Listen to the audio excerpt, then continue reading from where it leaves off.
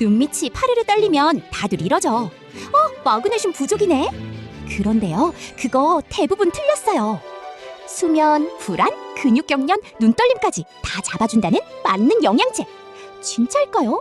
반전이 꽤 많아요. 하나씩 파헤쳐볼게요. 언제부턴가 마그네슘이 안 듣는 데가 없어요. 잠 안 올 때, 불안할 때, 다리에 쥐날 때, 눈 떨릴 때.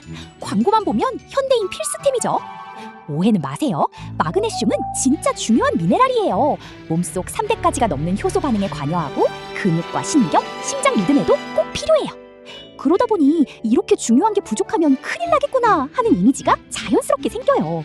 광고는 바로 그 불안을 파고들죠. 그런데 여기서부터가 함정이에요. 마그네슘이 중요한 것과 지금 내가 부족한 것은 완전히 다른 이야기거든요. 자, 첫 번째 반전부터 갈게요. 제일 유명한 믿음, 눈떨림이에요. 눈밑 떨림을 마그네슘 부족의 신호로 아는 분이 정말 많은데 사실 이걸 뒷받침하는 근거는 생각보다 약해요. 이 눈꺼풀 떨림은 대개 피로가 쌓였거나 카페인을 많이 마셨거나 스트레스와 잠 부족일 때 생겨요. 마그네슘이 모자라서인 경우는 오히려 드물어요. 게다가 이 떨림은 대부분 며칠에서 몇 주 사이에 저절로 사라져요. 그 사이에 마그네슘을 먹었다면 약 덕분인지 시간 덕분인지 구분하기 어렵죠. 개인적인 경험을 말씀드리면요, 눈 떨림으로 걱정돼 오신 분들, 실제로 들여다보면 열의 9은 마그네슘보다 수면 부족이나 카페인 과다가 진짜 원인이었어요. 그러니 눈이 떨린다고 바로 영양제부터 사기보다 요즘 잠은 잘 잤는지, 커피는 얼마나 마셨는지부터 점검하는 게 순서예요. 그게 훨씬 근본이거든요. 현대인은 다 부족하다는 말도 절반만 맞아요. 우리 몸엔 마그네슘을 정밀하게 조절하는 장치가 있어요. 바로 콩팥이에요. 마그네슘이 부족해지면 콩팥이 소변으로 덜 내보내서 아끼고 남으면 내보내요. 그래서 건강한 사람에게 심각한 결핍은 생각보다 드물어요. 게다가 마그네슘은 견과류, 통곡물, 녹색 채소, 콩류처럼 평범한 음식에 꽤 들어있어요. 골고루 먹으면 대부분 충분히 채워져요.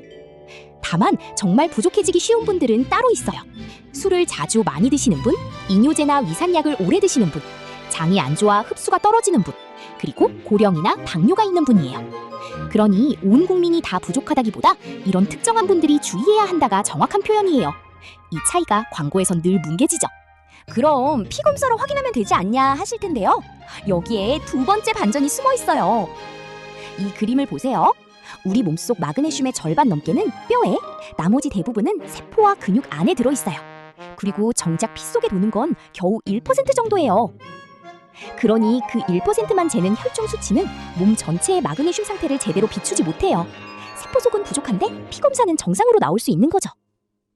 그래서 피 검사 정상이라고 무조건 안심할 수도 없고, 반대로 살짝 낮다고 큰 결핍처럼 과하게 겁먹을 필요도 없어요. 검사 하나만 맹신하면 안 된다는 뜻이에요. 개인적으로는 마그네슘은 숫자 하나로 판정하기보다 어떤 증상이 있고 어떤 위험군에 속하는지를 함께 보는 게 맞다고 생각해요. 검사는 참고일 뿐이에요. 여기까지 들으면 마그네슘 다 소용없나 싶죠. 그런데 반전에 반전이 있어요. 분명히 근거를 갖고 잘 듣는 자리가 있어요. 효과를 근거의 강도로 줄 세워볼게요. 이 표 하나면 정리가 돼요. 먼저 편두통이에요. 마그네슘은 편두통을 예방하는 데 근거가 꽤 탄탄해서 실제 진료 지침에서도 선택지로 인정받아요. 이건 자신 있게 말할 수 있어요. 변비에도 확실히 들어요. 사실 마그네슘은 장에서 물을 끌어당겨 변을 무르게 하는 완화제로도 쓰여요. 원리 자체가 그래요. 반면 다리에 쥐나는 근육 경련은 임신부 등 일부에서만 효과가 보이고, 오늘의 주인공인 불면과 눈떨림은 근거가 약한 편이에요. 잘 듣는 곳과 아닌 곳이 이렇게 갈려요. 그러니 핵심은 이거예요. 무조건 미신이라고 무시할 것도 만병통치라고 떠받들 것도 아니에요. 잘 듣는 자리를 알고 쓰면 돼요.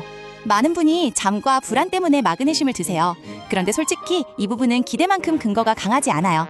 도움이 됐다는 연구가 있긴 하지만 대체로 규모가 작고 효과의 크기도 크지 않아요. 수면제처럼 확 재워주는 게 아니에요.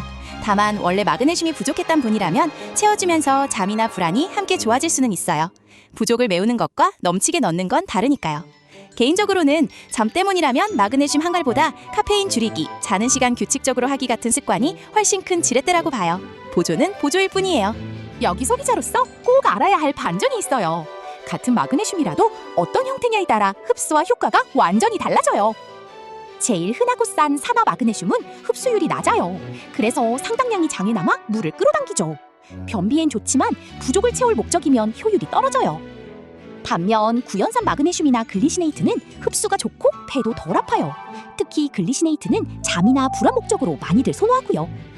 그런데 정작 광고나 포장 앞면은 그냥 마그네슘 몇 밀리그램만 크게 적고 어떤 형태인지는 잘 안 보이게 해요. 소비자가 놓치기 딱 좋은 지점이에요. 그래서 살 때는 목적부터 정하세요.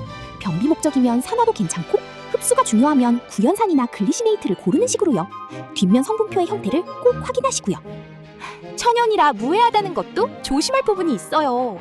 마그네슘의 제일 흔한 부작용은 설사예요. 앞서 말했듯 원리상 그럴 수밖에 없어요. 특히 콩팥 기능이 떨어진 분은 마그네슘을 잘 못 내보내서 몸에 쌓일 수 있어요. 이건 드물지만 위험한 상황이라 신장이 안 좋은 분은 꼭 상의하고 드셔야 해요. 그리고 일부 항생제나 골다공증 약은 마그네슘과 같이 먹으면 서로 흡수를 방해해요. 그래서 시간 간격을 두고 드셔야 하는 경우가 있어요. 무엇보다 많이 먹을수록 좋다는 건 절대 아니에요. 필요 이상은 그대로 배출되거나 배탈로 이어질 뿐이에요. 천연이라고 무제한은 없어요. 임신 중이거나 지병이 있거나 다른 약을 드시는 분은 좋다는 말만 듣고 덜컥 시작하지 말고 먼저 전문가와 상의하세요. 그럼 결론적으로 어떻게 하면 좋을까요? 언제나 1순위는 음식이에요. 보충제보다 훨씬 싸고 안전하고 확실해요. 아몬드 같은 견과와 씨앗, 통곡물, 시금치 같은 녹색 채소, 콩류, 심지어 다크 초콜릿에도 들어있어요. 이런 걸 골고루 먹는 게 가장 좋은 마그네슘 보충이에요. 그래도 보충제를 쓰겠다면 3가지만 기억하세요. 목적을 정하고 그에 맞는 형태를 고르고 소량으로 시작하는 것. 이것만 지켜도 돈과 배탈을 아껴요. 그리고 피검사 숫자 하나로 부족이다 아니다를 단정하지 마세요. 증상과 생활, 위험군 여부를 같이 봐야 해요. 반대로 술을 자주 드시거나 관련 약을 오래 드시는 특정군이라면 오히려 적극적으로 챙기고 상담받는 게 좋아요. 이분들께는 진짜 의미가 있거든요. 정리할게요. 눈딸림의 마그네슘, 그리고 무슨 증상이든 다 잡는 만능 영양제라는 이미지는 분명한 과장이에요. 하지만 편두통 예방, 변비, 그리고 부족하기 쉬운 특정군에게는 진짜 근거와 의미가 있어요. 미신과 진실이 섞여 있는 거죠. 제 최종 견해는 이래요. 대부분의 건강한 사람은 음식만으로 충분하고 뚜렷한 목적이 있는 사람만 형태를 맞춰 소량 쓰면 된다. 딱 이 정도가 균형이에요. 그러니 남들 다 먹으니까 좋다니까 라는 이유로 사는 게 제일 아까워요. 나에게 왜 필요한지부터 물어보세요.